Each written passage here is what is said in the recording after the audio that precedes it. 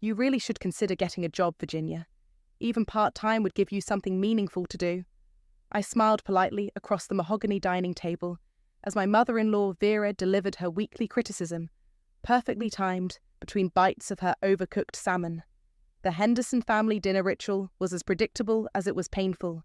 My name is Virginia, and for 6 years I've been labelled as the lazy, stay-at-home wife who married into Boston's elite Henderson family. If only they knew. She's too busy watching reality TV and ordering takeout. Bradley, my brother-in-law, chuckled while swirling his wine. Right, Wade? My husband shifted uncomfortably in his chair, suddenly fascinated by his green beans. His silence spoke volumes, as usual. At least she dressed appropriately tonight. Taya, my sister-in-law, added with a smirk. Remember that awful sundress at the country club last month? I took a small sip of water, letting their words wash over me like rain on a window. They had no idea that the awful sundress cost more than their monthly mortgage payments. But grandmother always said, let them underestimate you. It's the perfect cover. The Henderson Group needs driven people, David, my father-in-law, pronounced from the head of the table. People who understand business, who have ambition. Speaking of which, Bradley, how's the Morgan acquisition coming along? As Bradley launched into his rehearsed speech about market penetration and synergy, my phone buzzed silently in my lap. A text from Kaya. It's happening. They're hemorrhaging cash faster than we guessed. I allowed myself a small smile, remembering the day grandmother left me her empire. The trust fund, the business education, the connections, all with one condition. Never let them see you coming, dear. Virginia, are you even listening? Vera's sharp voice cut through my thoughts. Bradley was explaining something important about the business world. You might learn something. Oh, I always learn so much at these dinners, I replied softly, watching Bradley preen. If he knew I'd already identified 3 fatal flaws in his acquisition strategy, he might choke on his wine. Mother, perhaps we could discuss something else, Wade finally spoke up, though his eyes remained fixed on his plate. Of course, darling, Vera cooed. How's the new project going? The one you mentioned last week? As Wade detailed his latest venture, I felt my phone buzz again. Another text from Kaya. Their stock dropped 12% today. Time to move? 6 years of dinners like this. 6 years of calculated humiliation. 6 years of watching them run their company into the ground while dismissing every subtle suggestion I made. But grandmother was right. Patience is a weapon when wielded correctly. Virginia, dear. Vera's voice dripped with false concern. You barely touched your food. Watching your figure again? Just savouring every moment, I replied, meeting her eyes with a gentle smile that didn't quite reach mine. Well, you should eat more, Taya chimed in. It's not like you burn any calories sitting at home all day. My phone buzzed a third time. Kaya again. Board meeting leaked. They're desperate for investors. Perfect timing. Actually, I said, standing up smoothly, I should head home. I have an early morning tomorrow.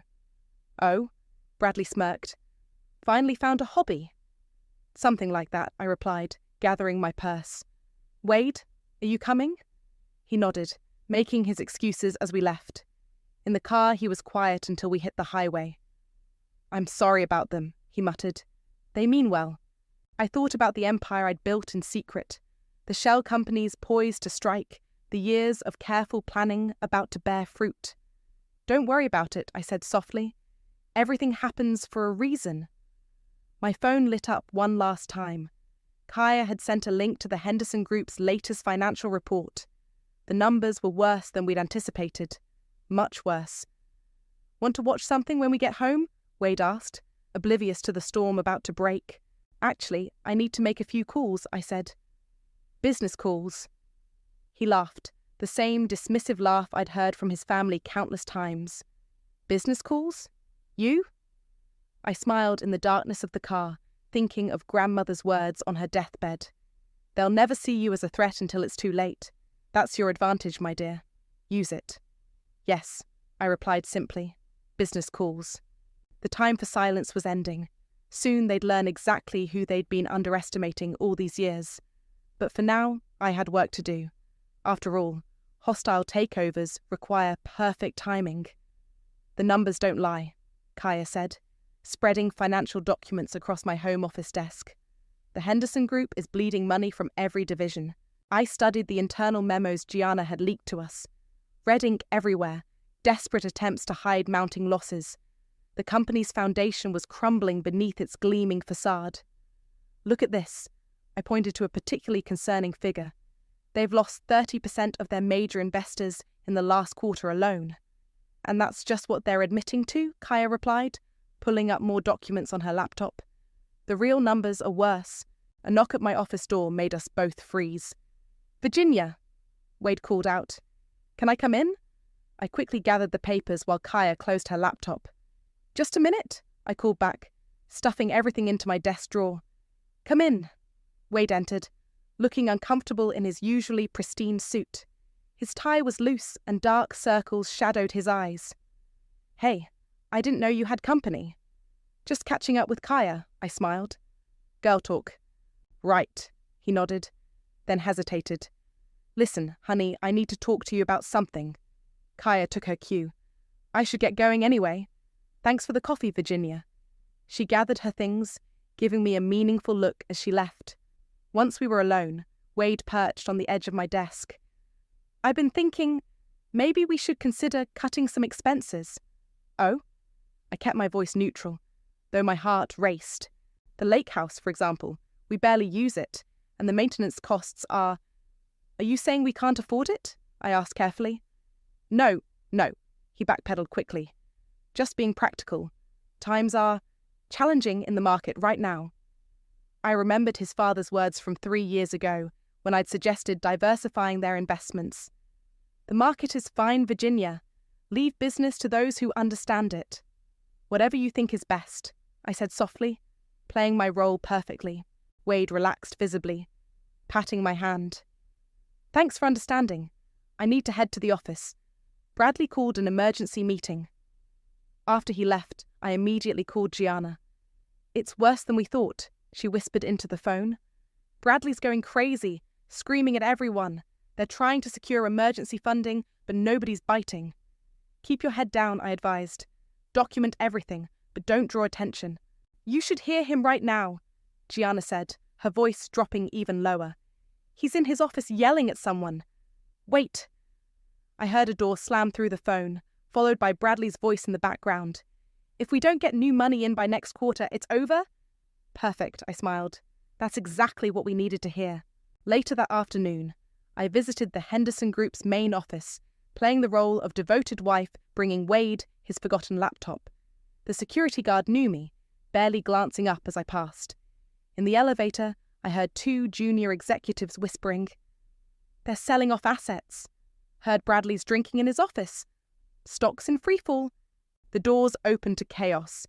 People hurried through corridors, clutching papers and speaking in urgent whispers. I spotted Taya arguing with her father near the conference room. Daddy, you promised that money was for my new charity foundation. Not now, Princess, David snapped. We have bigger problems. I walked past them, remembering all the times they'd mocked my simple understanding of business. Now their empire was collapsing, and they had no idea their salvation would be their undoing. In Wade's office, I found him staring out the window, phone pressed to his ear. Yes, sir, I understand. We'll have those numbers for you tomorrow. He hung up, jumping when he noticed me. Virginia, what are you doing here? You forgot your laptop. I held up the bag. Everything okay? He ran a hand through his hair. Just business stuff. Nothing for you to worry about. Of course not, I smiled, setting down the laptop. As I turned to leave, I paused. Oh, by the way, I cancelled the lake house maintenance service to help with expenses. The relief on his face was almost painful to watch. Thanks, honey. That helps. Back in my car, I called Esther, my grandmother's former lawyer. How soon can we move on the shares? The shell companies are ready, she replied. Just say when. I watched through the window as Bradley stormed across the parking lot, loosening his tie and pulling out a flask. Start buying tomorrow. Small amounts, different companies. Let's not spook them yet. Just like your grandmother would have done, Esther chuckled. She'd be proud. I started my car. thinking of all the times they'd dismissed me, belittled me, treated me like an ornament. They wanted a trophy wife, I murmured. Instead, they got me. The pieces were falling into place. Soon, very soon, they'd learn exactly who they'd been dealing with all along. Sign here and here. Esther pointed to the marked lines on the thick stack of documents. Each shell company needs separate authorization. I worked through the papers methodically, my pen scratching across page after page. Outside my grandmother's old office, now mine, Boston's financial district sparkled in the morning sun. Nova Holdings, Starlight Ventures, Aurora Capital. Kaya read off the company names. Nobody would guess they're all you. That's the point, I replied, signing the final document. How many shares so far? 28%. She checked her tablet. And climbing. They're practically giving them away. My phone buzzed. Gianna. Bradley's meeting with potential investors right now, she whispered. But they're walking out. All of them. Perfect timing. I smiled. Is everything ready for the next phase? The documents are on his desk. He's so desperate he'll sign anything that looks like salvation. I ended the call as Esther spread out a new set of papers. These are for your grandmother's old business partners. They're eager to help. Apparently, they never liked the Hendersons much. Nobody who actually knows them does, I muttered, remembering countless social events where the family's true nature showed through their polished veneer. The intercom buzzed. Ms. Carter from Henderson Group is here, my assistant announced. Gianna entered, clutching a folder and looking nervous. Bradley signed everything. He didn't even read the fine print. Of course not, I took the folder. Men like Bradley think they're above details. There's more, Gianna said, glancing at her phone. They're planning some kind of announcement event, a gala for the new mystery investor. Kaya laughed. They're throwing you a party and don't even know it. Wade called earlier, I said, checking my messages. They're all panicking. Vera's organising the event herself. Apparently, it needs to be perfect to impress their saviour. If they only knew, Esther smiled, gathering the signed documents. Your grandmother would have loved this. A text from Wade lit up my phone. Big news. Company saved. Mystery investor bought controlling stake. Celebration gala next Friday. Wear something nice. Wear something nice, I read aloud, my voice dripping with irony. As if I'd wear anything else to my own coronation. Kaya peered over my shoulder at another incoming message. This one from Vera. Virginia, dear. Please let me help you choose an appropriate dress for the gala. We can't have you embarrassing the family in front of our saviour. Should I tell her I already have the perfect outfit? I smirked. I've been saving it for a special occasion. The red Valentino, Kaya asked. The very one. Nothing says, I own you now quite like a power suit in victory red. Gianna's phone chimed urgently. Bradley's calling an all-staff meeting. He's going to announce the gala. Go, I nodded. Keep me posted. After she left, Esther finished processing the paperwork. With these signatures, you now control 53% of Henderson Group. Completely legal, completely binding. And completely invisible until I choose to reveal it, I added, standing to pour champagne. To Karma. To Karma, they echoed, raising their glasses. My phone buzzed again. Bradley this time. Virginia, make yourself useful and help Mother with the gala planning. Try not to mess it up. Should I remind him that in 1 week he'll be calling me boss? I showed the message to Kaya. Patience, she counselled. You've waited 6 years. What's 1 more week?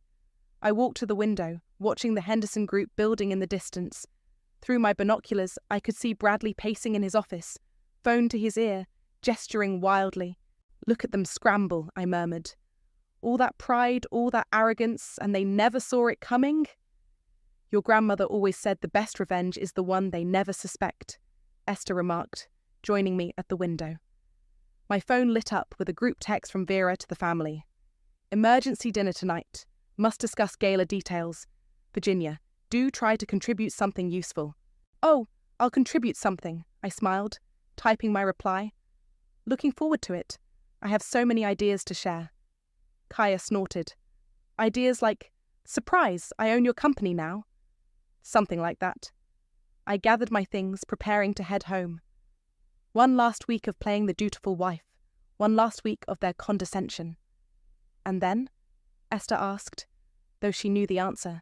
I paused at the door, thinking of every slight, every dismissive comment, every time they treated me like a decorative object rather than a person. And then I showed them exactly who they've been underestimating all these years.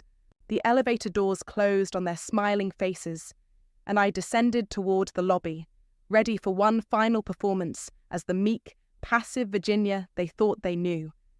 In 7 days, that woman would cease to exist, replaced by someone they should have feared all along.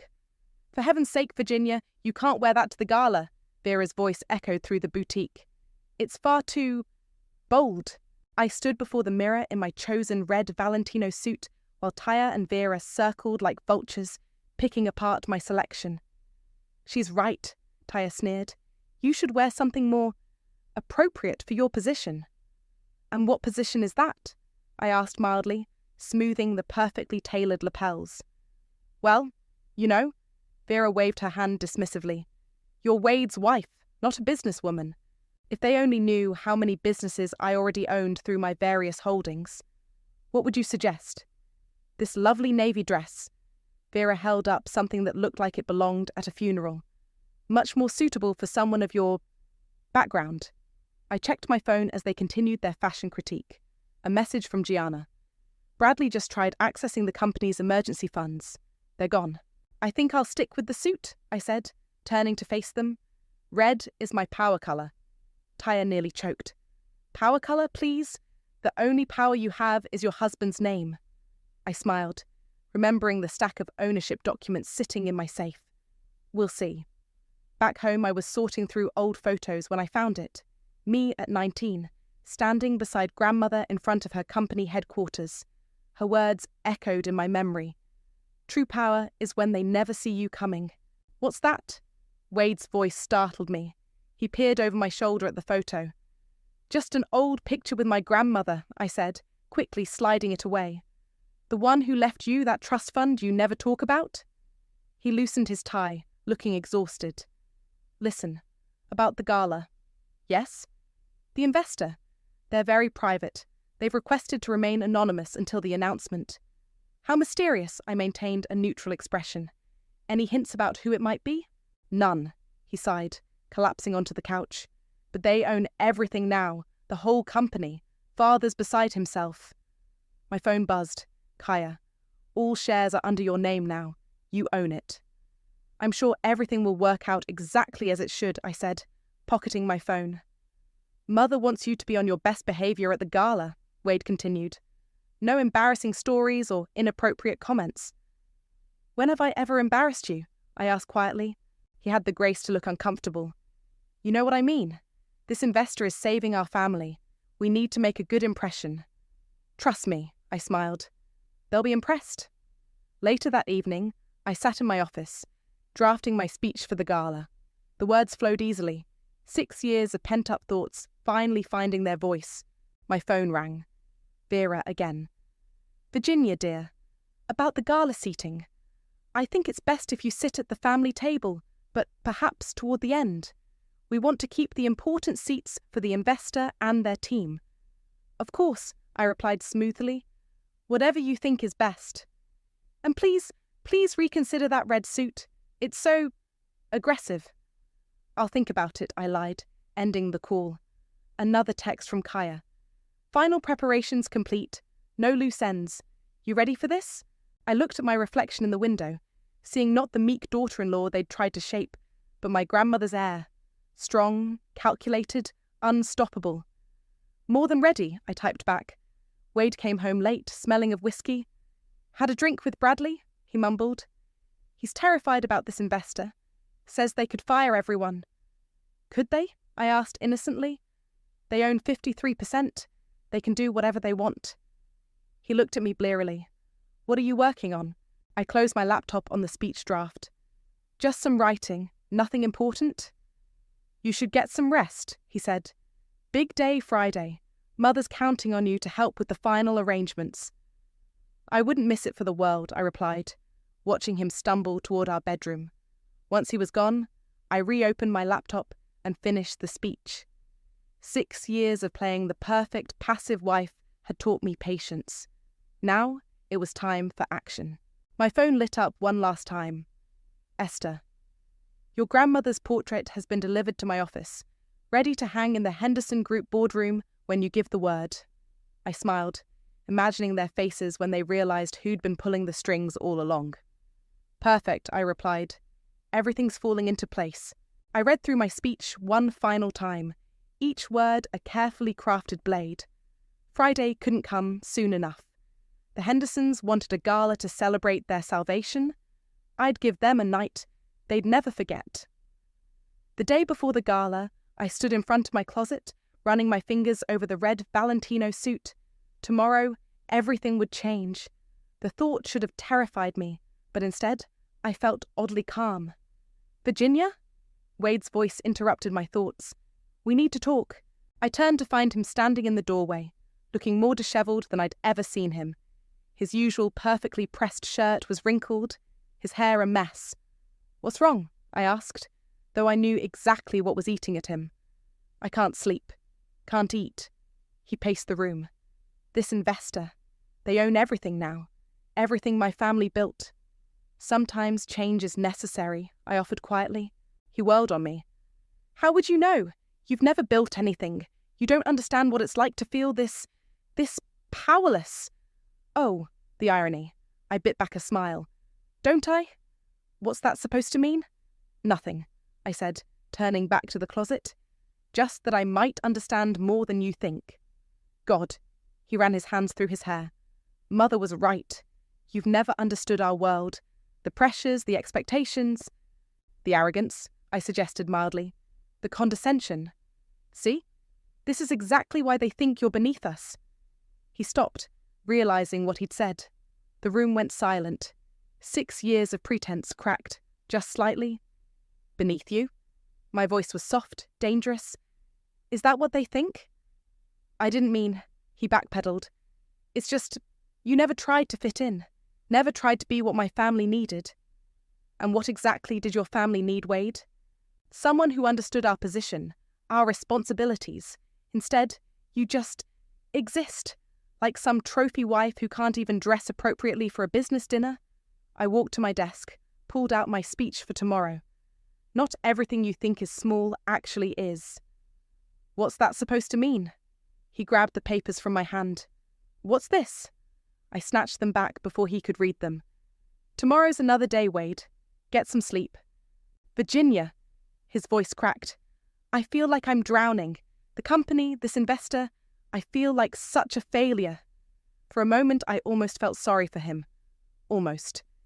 You're not a failure, Wade, I said carefully. You're just not as in control as you thought you were. My phone buzzed. Kaya. Final checks complete. Boardroom portrait hung. Security briefed. Tomorrow's going to be epic. I should go, Wade muttered. Bradley wants to review the investor introduction one more time. After he left, I called Kaya. He's breaking down. Having second thoughts? She asked. I thought about 6 years of dinners, of snide comments, of being treated like an ornament. No, they made their choice long ago. Tomorrow I make mine. Your grandmother would be proud, she said. Speaking of which, you should see her portrait in the boardroom. It's perfect, hiding in plain sight until tomorrow's reveal. I smiled, remembering how they'd never bothered to ask about my family, my background. Too busy assuming I came from nothing to realize I came from everything. The doorbell rang. A delivery. Inside the package was a small box from Esther. The note read, Your grandmother wore these the day she took over her first company. Now it's your turn. Inside were a pair of elegant pearl earrings. I put them on, studying my reflection. The woman in the mirror looked nothing like the meek daughter-in-law the Hendersons thought they knew. My phone rang again. Vera. Virginia, dear, please tell me you're not still planning to wear that horrible red suit tomorrow. Actually, I smiled, I am. But, trust me, Vera, tomorrow it'll all make perfect sense. I hung up before she could respond, and returned to my speech. Each word was carefully chosen, each revelation perfectly timed. Tomorrow, they'd learn exactly who they'd been dealing with all these years. One last text came through. Gianna. Bradley's drinking in his office again. Keeps talking about how this mystery investor will save everything. If he only knew. I replied with a simple, smiling emoji, then set my phone aside. The red suit hung ready. The pearls gleamed at my ears, and my speech waited on the desk. Everything was in place.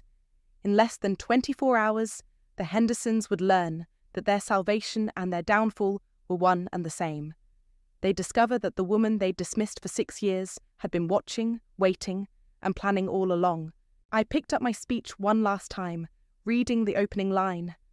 For 6 years, you've told me who I am. Now, let me tell you who I've always been. Tomorrow couldn't come soon enough. The Henderson Group's grand ballroom sparkled with false promises and desperate hope. Champagne flowed freely as investors, board members, and social climbers mingled, all eager to meet the mysterious savior of Boston's failing dynasty. "Virginia!"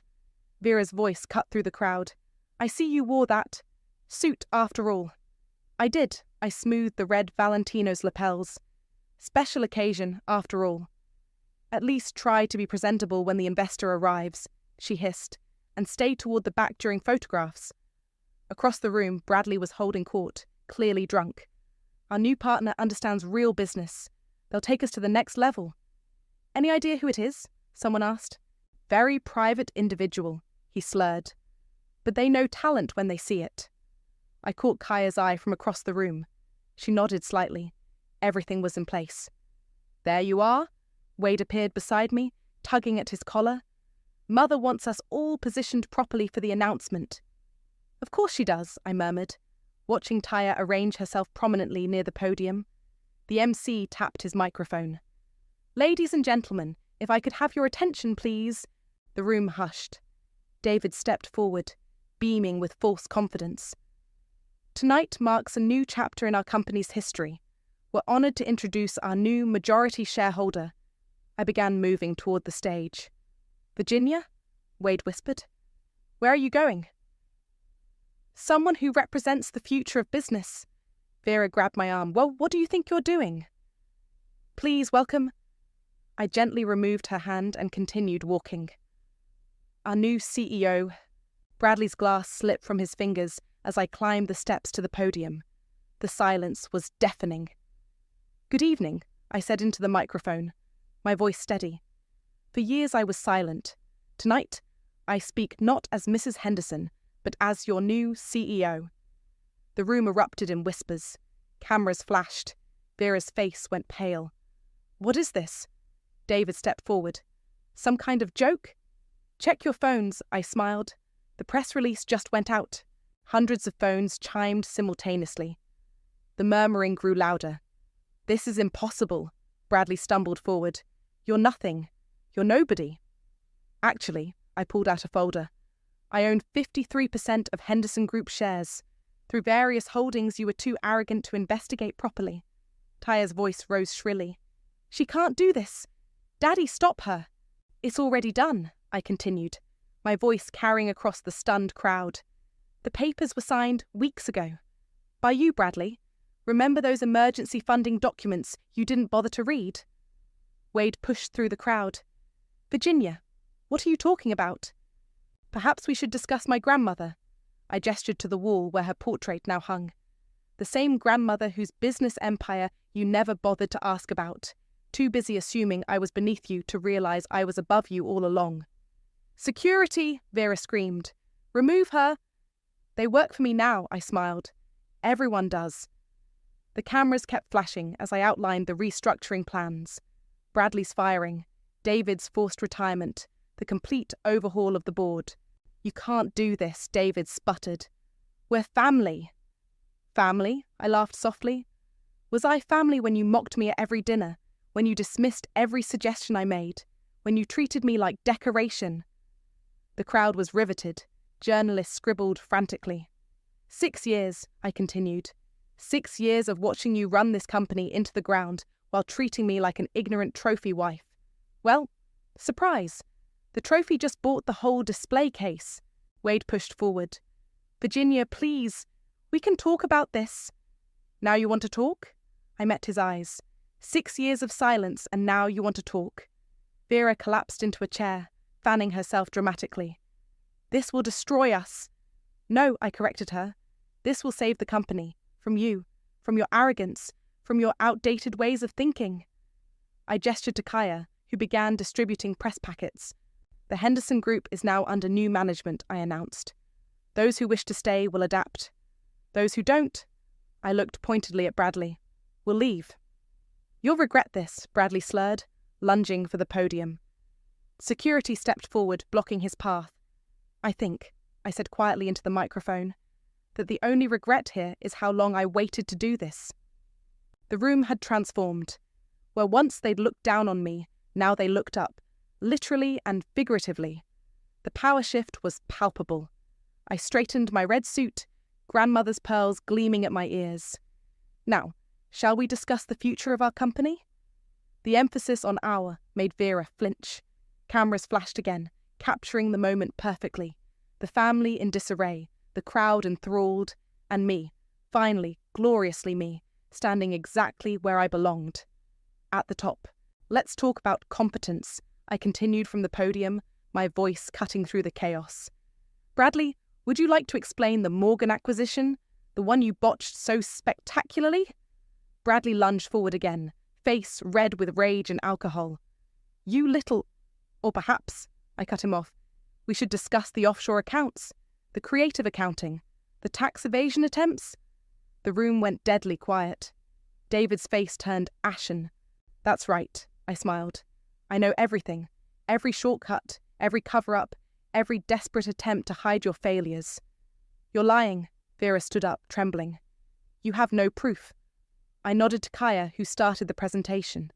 Financial records, emails, and transaction histories appeared on the giant screen behind me. 6 years of documentation, I explained. Every illegal decision, every ethical breach, all meticulously catalogued. Wade pushed through the crowd.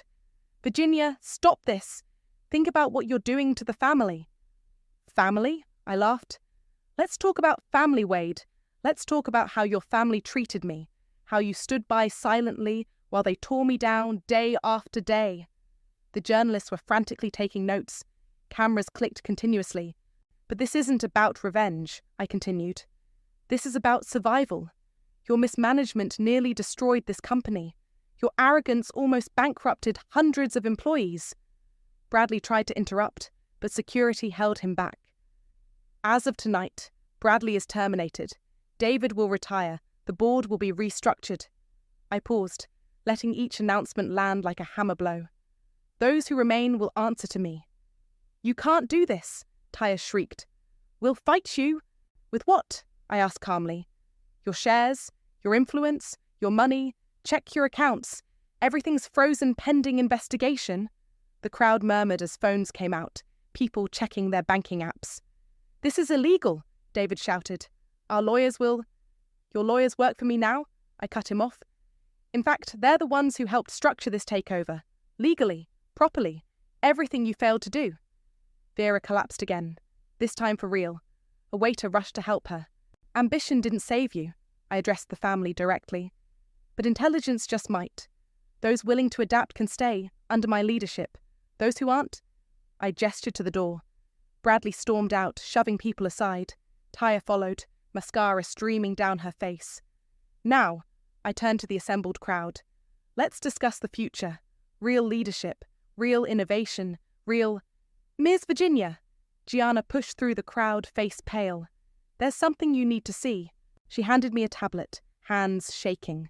My eyes widened at the numbers on the screen. What is it? Kaya whispered, joining us. Another layer, I muttered. Hidden accounts. Tax fraud on a scale we didn't catch. David's expression changed from defeat to something like triumph. Not so perfect after all, are you?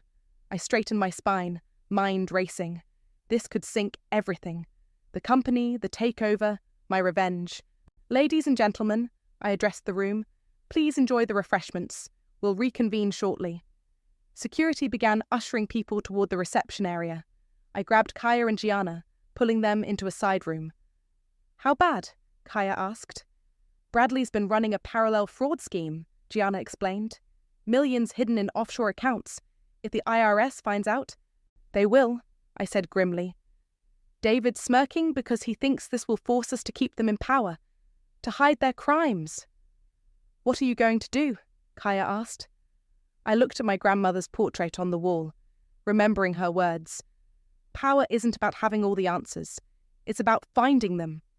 Get me the FBI's Financial Crimes Unit, I ordered. And our tax attorneys. We're not hiding this. We're exposing it. But the company, Gianna started. We'll survive, I cut her off. Because we'll be the ones who uncovered the fraud. We'll be the solution, not the problem.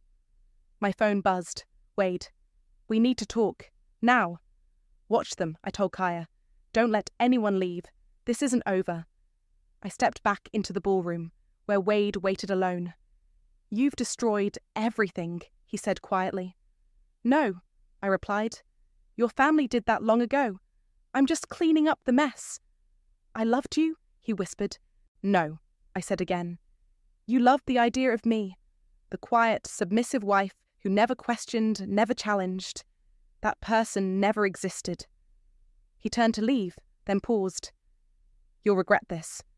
I watched him go, then turned to face the crowd waiting beyond the doors. Time to finish what I'd started? The night wasn't over yet, and neither was I. Sign here, my lawyer pushed the final divorce papers across the desk. And it's done. I signed my name with the same pen I'd used to take control of the company. Poetic justice. The tax fraud investigation is proceeding as planned, Kaya reported, watching Wade's lawyer hurry out with the papers. Bradley's facing serious charges.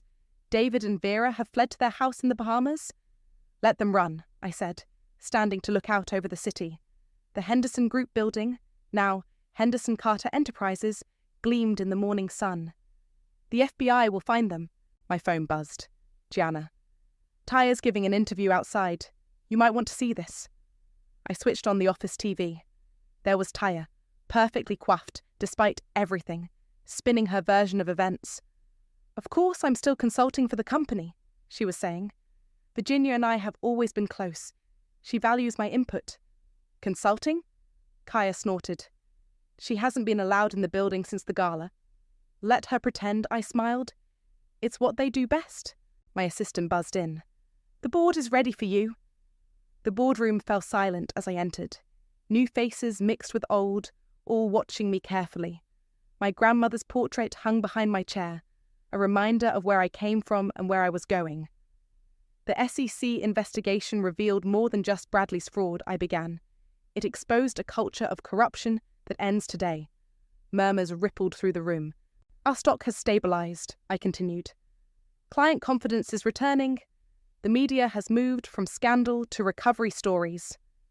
And the Henderson family? Someone asked. Are welcome to watch our success from a distance, I replied coolly. Now, about the Asian expansion? The meeting proceeded smoothly.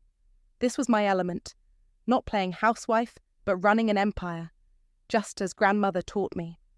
Later, walking through the office, I overheard snippets of conversation. Profits up 30%. New clients signing. Best quarter in 5 years. My phone buzzed again. Wade, please, we can still fix this. Come home. I deleted the message without responding. Home wasn't a place where you had to pretend to be less than you are. Outside my office, I found Vera waiting. Security let you up? I asked, unsurprised. I'm still a Henderson? She said stiffly. Not here, you're not. I moved to pass her. We made you. She grabbed my arm. Everything you have. Everything I have, I cut her off. I earned. While you were mocking me, I was learning. While you were judging me, I was planning. While you thought I was nothing, I became everything. You'll fail, she spat.